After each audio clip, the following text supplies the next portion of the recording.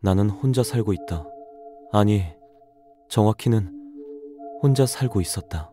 지금은 둘이서 살고 있다.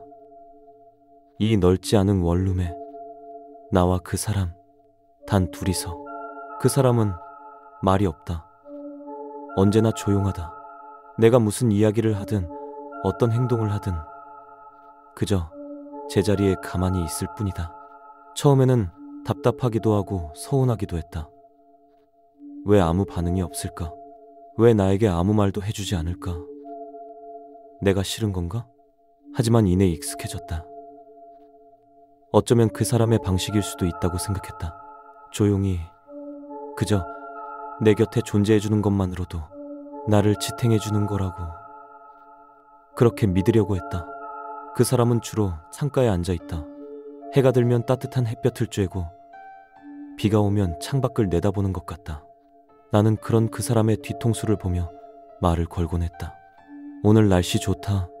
그렇지? 저녁 뭐 먹을까? 오늘 회사에서 이런 일이 있었어. 대답은 없었다. 하지만 이상하게도 그렇게 말을 걸고 나면 마음이 편해졌다. 그 사람이 내 이야기를 들어주고 있다고 느껴졌다. 그의 침묵은 마치 세상의 모든 소음을 걸러낸 고요한 공감처럼 느껴졌다. 가끔은 그 사람이 자리를 옮길 때도 있었다. 밤에는 침대맡으로 와서 내가 잠든 모습을 지켜주는 것 같기도 하고, 아침에는 주방 식탁에 앉아 내가 밥 먹는 모습을 지켜보는 것 같기도 하다. 물론 내가 직접 그가 움직이는 모습을 본 적은 없다. 하지만 분명히 내가 잠들기 전에는 창가에 있었는데 아침에 눈을 뜨면 침대맡에 와 있는 식으로 그 사람의 자리가 달라져 있었다. 나는 그 사람이 혹시 불편할까봐 신경을 많이 썼다. 창문을 열어 환기를 시킬 때도 그 사람에게 추울까봐 아주 잠깐만 열었다 닫고, 청소를 할 때도 그 사람 근처는 조심스럽게 했다. 그의 몸에 먼지라도 묻을까봐. 하지만 이상한 점도 자꾸 눈에 띄었다. 가끔, 아주 가끔 그 사람의 표정이 묘하게 달라 보이는 착각을 할 때가 있었다. 분명 늘 똑같은 무표정일 텐데 어떤 날은 묘하게 슬퍼 보이고 어떤 날은 화가 난 것처럼 보이기도 했다.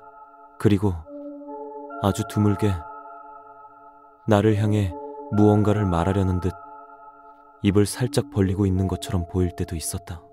그때마다 나는 심장이 철렁했지만 이내 똑같은 무표정으로 돌아가 있어서 아, 내가 잘못 봤구나 하고 애써 넘기곤 했다.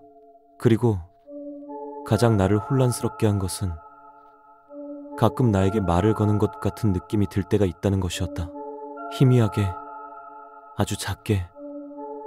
하지만 분명히 내 이름을 부르거나 무언가를 속삭이는 것 같은 그런 소리가 들리는 날이 있었다.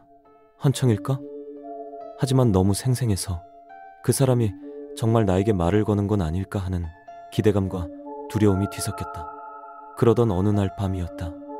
평소처럼 그 사람은 침대맡에 앉아 있었다. 나는 등을 돌리고 누워 잠을 청하고 있었다. 그런데 갑자기 등 뒤에서 싸늘한 한기가 느껴졌다. 동시에 귓가에 아주 차갑고 명확한 목소리가 들려왔다. 가지 마. 온몸에 털이 곤두섰다. 너무 놀라 비명을 지르려 했지만 목소리가 나오지 않았다. 두려움에 몸을 벌벌 떨며 천천히 고개를 돌렸다. 침대맡에 앉아있는 그 사람은 여전히 말이 없었다. 늘 똑같은 무표정으로 나를 응시하고 있었다. 하지만 그 눈빛이 평소와 달랐다. 마치 무언가에 씌인 듯 초점이 없었다. 텅 비어 있었다. 나는 떨리는 손을 들어 그 사람에게 가져갔다. 왜 갑자기 나에게 말을 건 거지? 내 이름을 부른 건 당신이야? 왜 가지 말라고 한 거야? 손이 그 사람에게 닿았다. 그리고 나는 깨달았다.